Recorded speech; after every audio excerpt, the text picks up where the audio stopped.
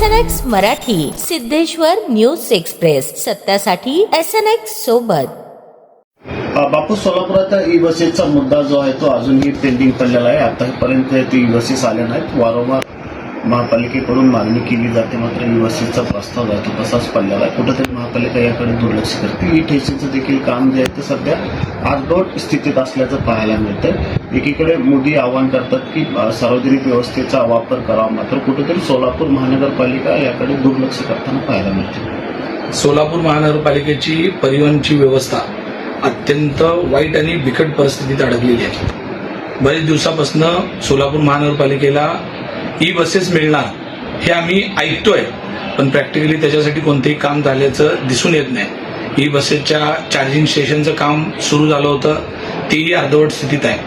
आज मला वाटतं पहिल्या टप्प्याच्या 30 बसेस मिळणार आणि नंतर उर्वरित 70 बसेस मिळणार असं सांगितलं असताना सुद्धा सोलापुरात तुम्ही बघितलं की एकही ई बस आलेली नाही आहे आणि त्याच्यामुळं प्रवाशांना, नागरिकांना प्रचंड अडचणीला सामोरे जावं लागतंय. मोदी साहेब, पंतप्रधान साहेब सांगतात की सार्वजनिक वाहतुकीचा वापर करा, जास्तीत जास्त पब्लिक ट्रान्सपोर्टचा वापर करून आपण आपला रोजचं काम केलं पाहिजे.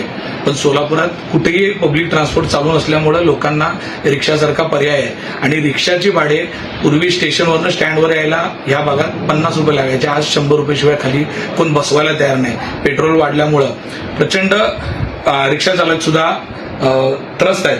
गॅस मिळत नाही या शहरामध्ये आणि ह्यामुळं जे प्रवासी यंत्रणा आहे ती पूर्ण कोलमडली आहे. कारण प्रशासकीय यंत्रणा काय काम करत नाही आणि जी काही खाजगी यंत्रणा होती त्याच्यामध्ये वाढलेला भाडेवाढ, त्याच्यामुळे नागरिकांना इतक्या मोठ्या प्रमाणामध्ये रोजचा प्रत्येक माणसाला जिथं रोज पब्लिक ट्रान्सपोर्टसाठी 100-50 रुपये लागायचे तिथं आता 250-300 रुपये लागतात. 500 रुपये पगार मिळत नाही आणि 250 रुपये जर प्रवासाला खर्च होत असतील बायकांचे, तर ही परिस्थिती प्रचंड भयावह आहे. याआधी महानगरपालिकेच्या बसेस अत्यंत चांगल्या सुस्थितीत सोलापूर महानगरपालिकेत चालायच्या.